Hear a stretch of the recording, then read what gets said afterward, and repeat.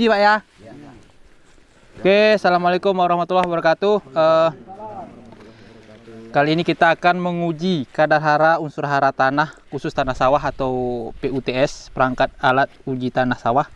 Jadi di sini tadi kita sudah ambil sampel, metode pengambilan adalah zigzag. Ada beberapa titik tadi, lebih kurang katakanlah 10 titik tadi ya, 10 titik. Jadi kita ambil secara acak gitu, tentunya dengan aturan-aturan yang ada di buku. Tidak boleh di pinggiran pematang, tadi kita nggak ada ngambil di sana, cuma di tengah-tengah sawah, kemudian tidak ada rumputnya. Kemudian ini alat gunanya untuk menguji beberapa unsur hara, salah satunya nitrogen, fosfor, dan kalium ditambah dengan pH. Jadi ini nanti gunanya untuk merekomendasi pemupukan urea, SP36 dan KCl ditambah dengan dolomit atau pengapuran. Jadi di sini kita sudah ambil tanah, ini sampel tanah tadi sawah yang ada di sekitaran Sungai Rokan ini, bantaran Sungai Rokan. Dan ini adalah alat PUTS tadi. Kelengkapannya Pak Sunarsono, silakan baca Pak. Panduannya kita mulai dari menentukan kadar unsur N. Sebelumnya kita siapkan dulu beberapa unsur-unsur yang perlu untuk menguji kadar N atau nitrogen. N1 mana? N1 ini. N1, N2, N3, terus apa lagi? Yang khusus N. N2, N4. Sampai N4 ya? Nikah. Oh, ini ada N4. Sampai N4. Panduannya? Baca ya. Baca. Contoh tanah uji sebanyak setengah sendok spatula. Oh, spatula. Ini spatula ya. 0,5 cm tanah yang diambil dengan seringai spet dimasukkan ke dalam tabung reaksi. Tabung reaksi. Ini tabung reaksi. Kita ambil tanah lebih kurang 5 tadi ya. Garis 0,5 ml. Akan ada garisnya kan? Yuk.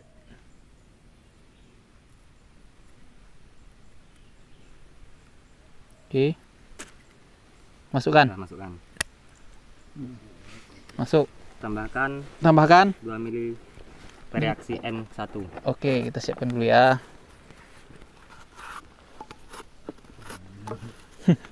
Agak rumit sih. N1. Reaksi N1 sampai berapa mili? 2 mili. 2 mili.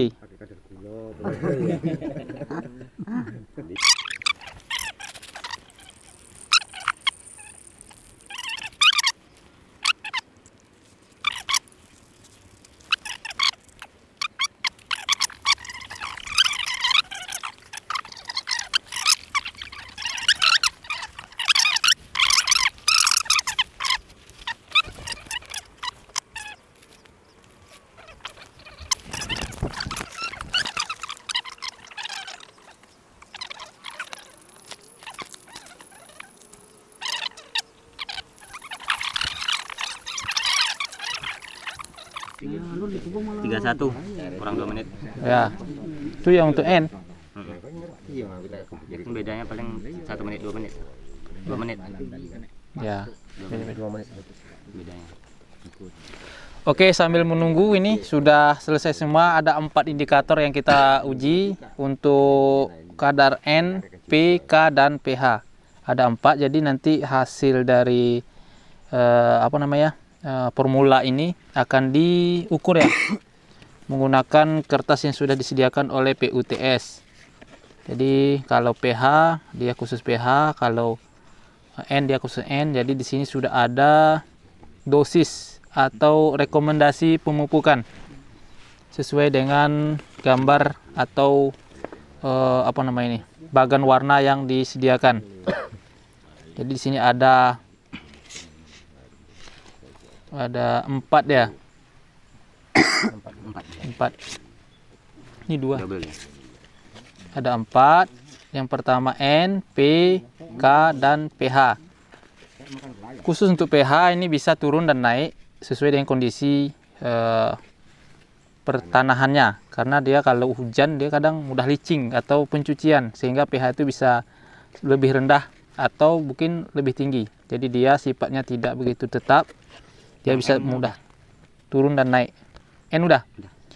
Karena udah 10 menit, kita langsung lihat hasil dari N atau nitrogen yang gunanya untuk pemupukan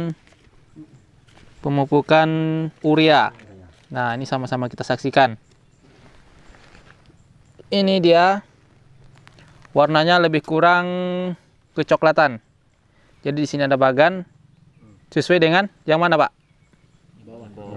Paling bawah. Kita cocokkan paling bawah. Oke, cocok ya. Jadi di sini kandungan N-nya sangat tinggi. Bukan tinggi lagi, tapi sangat tinggi. Nah, sangat tinggi. Urea. Jadi tidak begitu diperlukan dalam hal pemupukan N ya Pak, urea ya. Di sini rekomendasi untuk N 200 kilo per hektar jika untuk produksi yang optimal. Untuk mencapai produksi yang optimal ya, itu 200 per hektar. Itu penggunaannya ada caranya, yaitu pada umur seminggu ya, seminggu sampai 10 hari setelah tanam penggunaannya, kemudian dilanjutkan pada 20 hari. Selebih dari itu tidak diperlukan lagi Pak pemupukan, karena nanti dikhawatirkan akan tumbuh anakan-anakan baru padi ya, sehingga nanti dia kalau istilah kita gilo bana, tak gilo berbuah ya. Jadi nanti umur-umur udah masih beranak aja. Jadi kita stop untuk pemupukan urea itu pada umur 20 hari. Selebihnya nggak usah, lebih baik disimpan untuk musim yang akan datang. Nah ini Pak, 200 kilo Pak ya? Iya, per hektar. 200 kilo per hektar. Berarti caranya itu kan bisa jadi pemupukan pertama 100 kilo, kedua 100 kilo. Itu urea aja? Urea. Satu hekarnya 2 kilo. Ini untuk capaian produksi yang optimal, tapi kalau tidak digunakan pemupukan sebenarnya sudah cukup ya. Sudah cukup tinggi. Oke. Jangan, ini batas maksimal. Kalau diusahakan jangan lebih dari 200. Kadang kita kan ada mupuk NPK. NPK itu ada N-nya juga, Pak. Iya kan, 15 misalkan. Berarti kan otomatis pemupukan di awal itu harus dikurangi. Iya. Untuk yang 200 kilo tadi kan. Soalnya kita pakai udah NPK. Ada urea di situ ya? Iya, udah ada. Selanjutnya udah. Masuk ke P. Yang P udah. Wah, ini P. Ini warnanya Pak, P. Warna P. Ini tabelnya di mana? Paling bawah juga. Oke, ini sama ya, cocok ya. Cocok ya Pak ya? Cocok. Jadi ini P-nya tinggi. Jadi kondisi untuk P-nya cukup tinggi. Rekomendasi pemupukan SP36 atau TSP itu 50 kilo aja Pak. Nggak usah lebih ya, 50 kilo aja. Per hektar ya? Per hektar. Jadi ini cara pemupukannya diusahakan sebelum penanaman. Jangan setelah penanaman, diusahakan sebelum tanam. Seminggu sebelum tanam, karena dia sifat pupuknya itu lama dicerna oleh tanah. Iya, lama larutnya. Jadi setelah kita pemupukan seminggu, ya kan lebih kurang 15 hari atau 20 hari dia sudah mulai bisa dicerna oleh akar tanaman. Jadi dia nanti fungsinya untuk memperkuat dan juga untuk bunganya dan buahnya untuk lebih berisi. Lama diproses di tanah. Nah itu Pak ya. Jadi kalau kena air pasang gimana? Nggak pengaruh Pak? Agak-agak lah.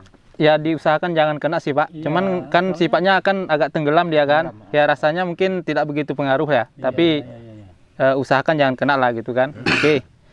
Itu untuk P atau SP36 tadi. Itu sebelum tanam ya. Diusahakan. Kurang 1 menit lagi kita sambil menunggu. Tapi sambil diskusi boleh ini kayaknya kan. Enak ini. Sambil diskusi bagaimana cara memupuk ya kan. Berarti tadi itu untuk urea dia 200 kilo. 200 kilo per hektar. Kemudian P50. Ini tadi 2 kali apa ya? 2 kali berarti 100. Kalau dia menggunakan NPK mungkin di umur 30 hari ya kan, kita rencanakan nih. Berarti nggak sampai lagi 200. Karena NPK itu ada ureanya 15%. 15% kan? Oke, bisa dikurangi entah 150 kilo aja kan? Jadi gitu. Ini kalau dia pakai urea 3 hari sebelum tanam. Itu kurang bagus Pak. Kurang bagus ya. Dia untuk urea, khusus urea ini dia optimalnya itu yang bagusnya idealnya itu 1 minggu sampai 10 hari setelah tanam.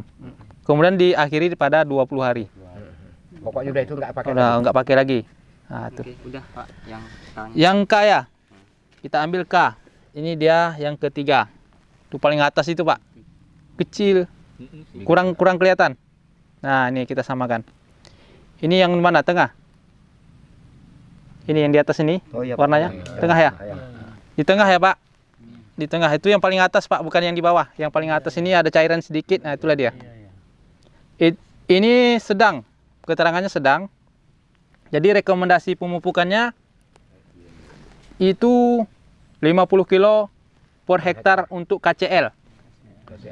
50 kilo per hektar untuk KCL.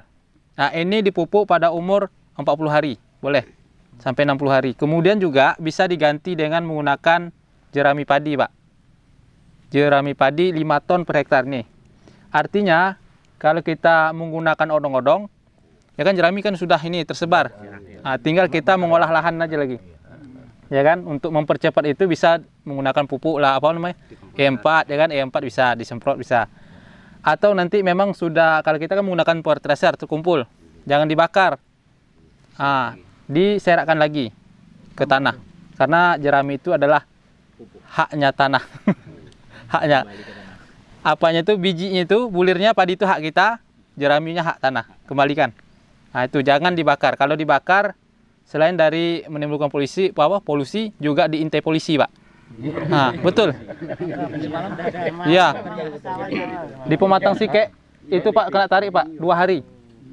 Jadi dah diurus sama desa, bisa dilepaskan dengan perjanjian. Ya itu ya. Itu bahaya itu Pak. Memang harus kita antisipasi jerami padi. Nah, itulah solusinya. 2 hari ulang. Parah nih. Bakar ono nggone sopo kan? Udah Pak Tong. Udah. Yang PH. Ya. Masuk ke pH. Nah, ini pH. Halo. Zat keasaman ya Pak ya. pH ya. Halo. Ini agak bening. Ya Mas. Agak bening ya, agak seperti urin ya. Ini kita cocokkan di nomor 3 ya, dari atas. Oke, nomor 3 dari atas nih ini. Iya. Ya kan, sama ya Pak ya? Nomor 3 dari atas. Jadi keterangan sini agak masam. Iya. Agak masam. Artinya untuk rekomendasi sistem drainase konvensional, maksudnya pengairannya yang konvensional teratur lah istilahnya kan. Karena kita tak ada hujan dan pasang surut, kita nggak bisa mengaturnya. Ya kita nikmati aja Pak ya. Kemudian pupuk N dalam bentuk urea, berarti menggunakan pupuk urea. Oke, berarti kita kalau mau pupuk urea tadi dari awal sudah memperbaiki zat keasaman, sudah membantu. Berarti tidak perlu ini menambahkan apa Pak? Dolomit tak perlu, karena di sini tidak dianjurkan. Ya, berarti ini sudah cukup menggunakan pupuk urea, sudah membantu memperbaiki pH tadi. Berarti ada kaitannya Pak ya? Ada kaitannya dari pemupukan tadi ya. Nah ini sudah cukup. Jadi mungkin itu berapa itu Pak nilainya Pak? 6 atau 7? 5 sampai 6. Iya, idealnya itu 6 sampai 7. 6 sampai 7 pH itu. Zat keasamannya pH sampai 7. 6 sampai 7 itu udah ideal untuk tanaman padi. Iya. Mungkin itu Pak, ada lagi pertanyaan? Dah. Kita tutup. Oke Pak, tutup Pak. Udah siang. Oke, tutup. Jadi alhamdulillah sekali ini nanti kami buat catatannya Pak, rekomendasi pemupukan di Kepulauan Gadehulu musim tanam tahun 2021 akhir sampai 2022 satu musim. Jadi untuk musim berikutnya tidak bisa kita pakai ini lagi karena tentu ada perubahan-perubahan. Kita uji lagi Pak ya. Kita uji lagi, mudah-mudahan ini jadi agenda kita, agenda wajib supaya memang inilah kondisi pertanahan kita dan pupuk yang kita butuhkan.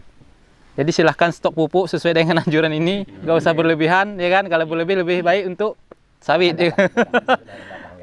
Itu jadi cukup itu dulu rekomendasi ini, mudah-mudahan bisa bermanfaat dan kami akhiri. Assalamualaikum warahmatullahi wabarakatuh. Kita foto bersama ya, foto bersama maksudnya ini pegang-pegang ini kan sesuai kan. Nih ini kawannya, ini apa nih, N PH subsidi pun. Nah jadi nggak punya itu lengkap di MPK kalau ngono ya.